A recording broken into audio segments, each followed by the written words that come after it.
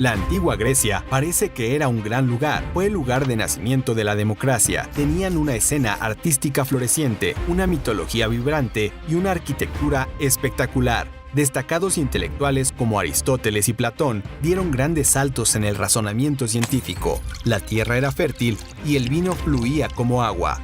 Bienvenido a Naughty History. Hoy veremos el lado oscuro de la antigua Grecia y por qué, probablemente, no sobrevivirías allí por mucho tiempo.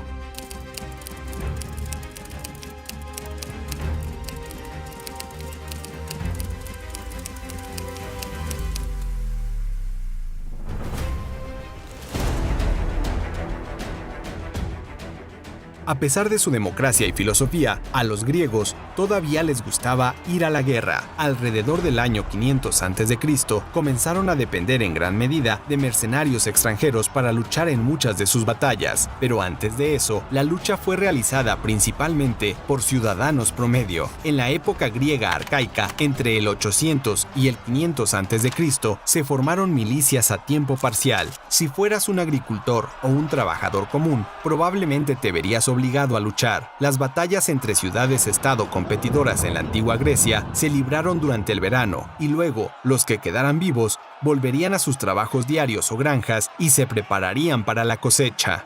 Esto hizo que pelear fuera muy peligroso en ese entonces. Los ciudadanos a menudo tenían que pagar por su propio equipo, por lo que si eras muy pobre, lo más probable es que fueras uno de los peones arrojados directamente a la batalla con muy poca protección. Si tuvieras un poco más de dinero, podrías comprar o heredar armaduras de tu familia y convertirte en hoplita. Los hoplitas eran soldados de infantería que portaban lanzas, escudos y chalecos antibalas. No se sabe exactamente cuándo los griegos comenzaron a usar hoplitas, pero en el año 600 a.C. se había convertido en un elemento básico de la guerra griega.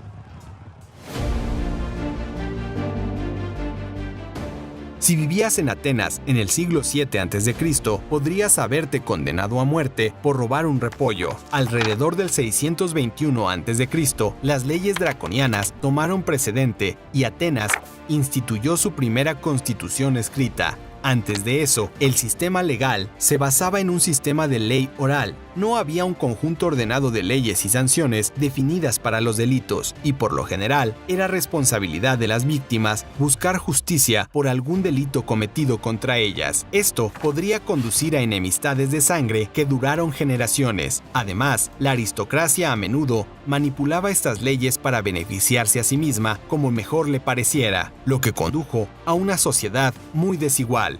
Entonces, finalmente se acordó que se necesitaba una reforma. La reforma, sin embargo, terminó siendo un sistema muy duro, donde se impuso la pena de muerte o la esclavitud, incluso para delitos menores. Estas primeras leyes escritas se llamaron Constitución Draconiana, escrito por un aristócrata poco conocido llamado Draco. No lograron acabar con la desigualdad entre la aristocracia y la gente común. Por un lado, construyó una constitución para el sistema de esclavitud de la deuda que mencionamos anteriormente, donde los terratenientes ricos podían esclavizar a sus inquilinos si no pagaban sus deudas. Por otro lado, solo aquellos que portaban armas o poseían cierta cantidad de tierra tenían derechos políticos. Además, muchos de los castigos no parecían encajar con los crímenes. Podrían acabar con una persona por robar, pero si alguien accidentalmente despacha a alguien y luego se disculpa con la familia de la persona, estaría libre de responsabilidades.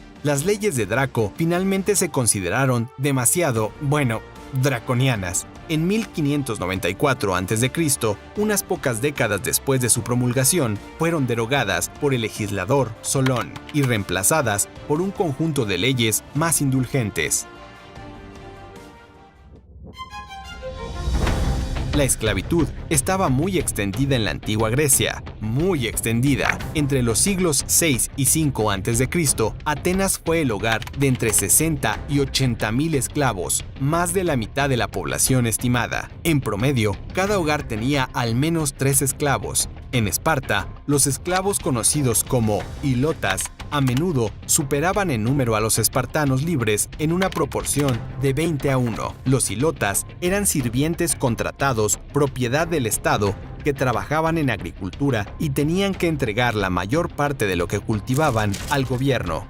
Tener tantos esclavos haciendo todo el trabajo liberó a muchos hombres para entrenarlos como guerreros y la temida maquinaria militar espartana evolucionó hasta convertirse en una de las fuerzas de combate más poderosas de la época. Los espartanos no trataban bien a estos hilotas, a menudo golpeándolos vigorosamente para mantener sus espíritus quebrantados. Un relato de la antigua Esparta, escrito por Mirón de Priene, afirmaba que los hilotas estaban sujetos a un número estipulado de palizas al año, independientemente de cualquier maldad, para que nunca olvidaran que eran esclavos. En Atenas, también las palizas eran comunes para los esclavos. Un destacado estadista ateniense escribió que el cuerpo de un esclavo es responsable de todas sus fechorías, mientras que el castigo corporal es la última pena que se le puede infligir a un hombre libre.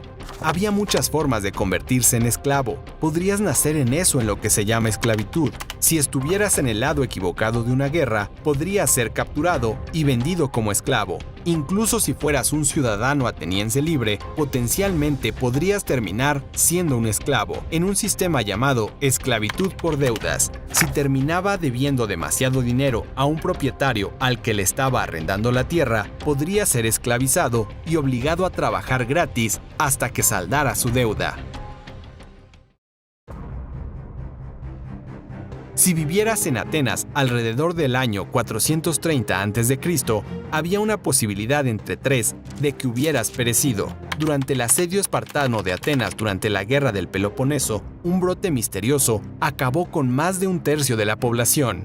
Nadie sabe realmente quién fue el culpable. Algunos piensan que fue tifus, otros pensaron que era influenza o sarampión. Algunos dijeron que era ébola. Según el historiador Tucídides, la peste puede haberse originado en algún lugar de África, extendiéndose por el Imperio Persa y finalmente llegando a Atenas. Los síntomas incluían fiebre, seguida de ojos inflamados, sangrado por la boca e insuficiencia respiratoria. El brote provocó el caos en Atenas, ya que perecieron casi 100,000 personas, una tragedia agravada por el asedio espartano. Toda la situación dejó a Atenas hecha jirones y en última instancia marcó el final de su edad de oro. Atenas sería absorbida por Esparta unos 25 años después.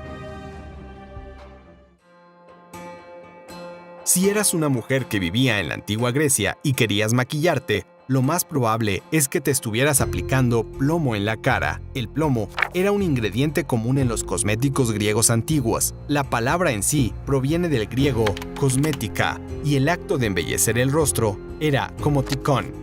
Aunque algunos escritores griegos, que en su mayoría eran hombres, por lo general desaprobaban el comoticón, diciendo que lo usaban principalmente las prostitutas y las mujeres de clase baja, ahora se acepta ampliamente que casi todas las clases de mujeres, e incluso muchos hombres, usaron maquillaje para resaltar sus facciones e iluminar su piel. Pero la pasta de plomo que usaban a menudo provocaba horribles desfiguraciones y cicatrices, carcomía la piel y causaba enfermedades. En un círculo vicioso, se aplicaría en cantidades cada vez más espesas para cubrir el daño que ya estaba causando.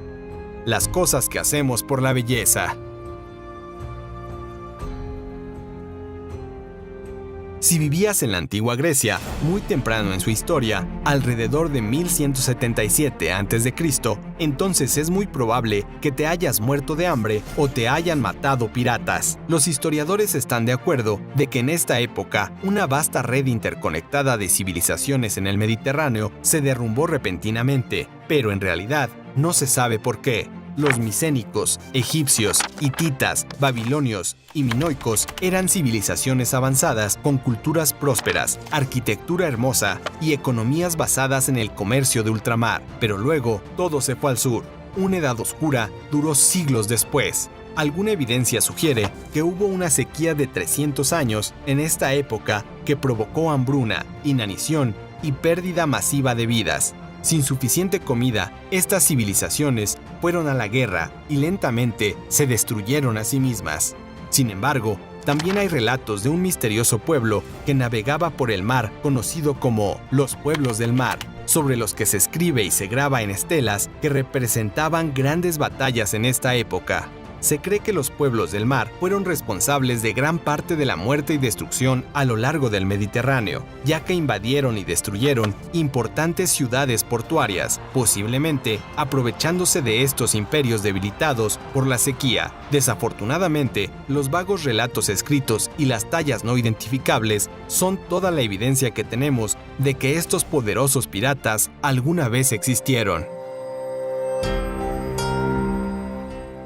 La medicina en la antigua Grecia fue sin duda un paso adelante de lo que era antes, pero todavía estaba desactualizada en muchos sentidos. Por un lado, antes del siglo V a.C., la enfermedad se consideraba un castigo divino impuesto por los dioses. Si morías, los dioses tenían la culpa, y si mejoraste, era porque los dioses te dieron un regalo. Para el año 500 a.C., las cosas comenzaban a refinarse un poco, pero la distinción entre ciencia y religión a menudo era bastante borrosa. El dios griego Asclepius, por ejemplo, era un sanador divino y un médico altamente calificado. Sin embargo, no había calificaciones profesionales para ser médico. Cualquiera podía deambular por la Grecia antigua diciendo que era médico, practicando el tecne, el misterioso arte de la medicina. ¿Tenía algún tipo de enfermedad?